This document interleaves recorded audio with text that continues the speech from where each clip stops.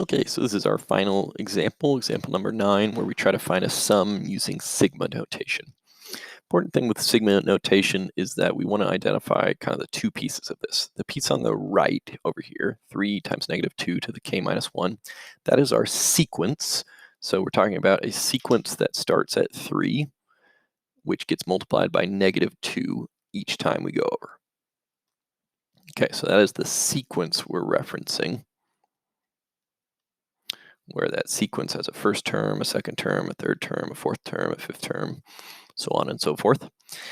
And now this part on the left is asking for the series. So it's asking for the sum from our 5th term out to our 12th term. So if I just went out, kept doing this out to the 12th spot, we got some value here, a sub 12. The series is asking for this, right? They're asking for us to add everything up between the 5th term and the 12th term.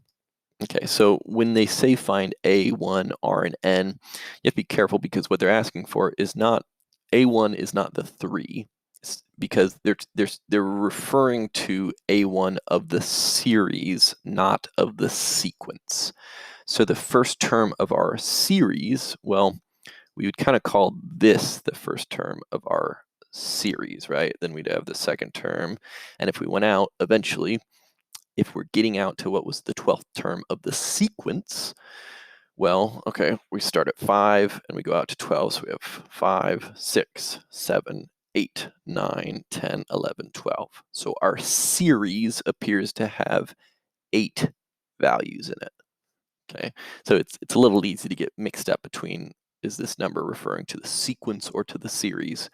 But what they are looking for is this. So A1 in their mind is 48. It's the first term in our series, which is the 5th term in our sequence. Okay, so in our first term, k equals 5.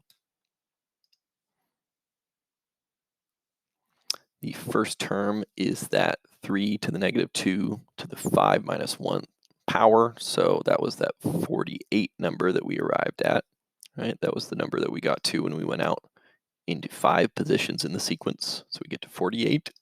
So that's our starting point. The base of the exponential function is r. Well, the base is negative 2. That's what we're multiplying by each time. And I'm just going to kind of ignore how they're writing this out. I think that's more confusing than it needs to be. But there are going to be 8 terms, right? We're going from 5, 6, 7, 8, 9, 10, 11, 12. There are going to be 8 terms that we're going to add up in our series. So n equals 8.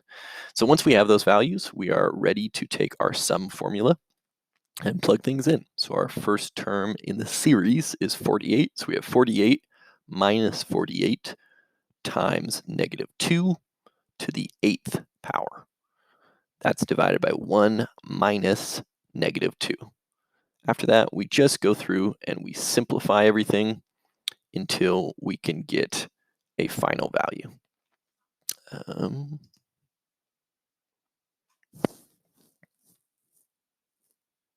Whoops, I minimize my tools. All right, well, anyways, you guys know how to simplify things. So we're just going to be going through simplifying everything, and then we get a final value eventually. That final value in this case looks like it's going to be negative 4,080. So that would be the sum of the terms from the 5th term to the 12th term of this sequence. Okay, well, there you go. So now you should have kind of a general idea of these sequences and these series. It's a topic that comes up a ton in the future in math, specifically like series do. So adding up all of the things that we have. So like, back to that one example, very, very simple example would be that guy eating that chocolate bar and wondering how much chocolate is he going to eat from one day to another. So if you pick Wednesday to Friday, how much is he going to eat? If you pick Wednesday 2 years from now to Friday 2 years from now, how much is he going to eat? You can just choose sort of an interval of time and figure out what the sum is within that interval. All right, well, great job following along, everybody, and good luck with any of your assignments associated with this lesson. All right, talk to you next time.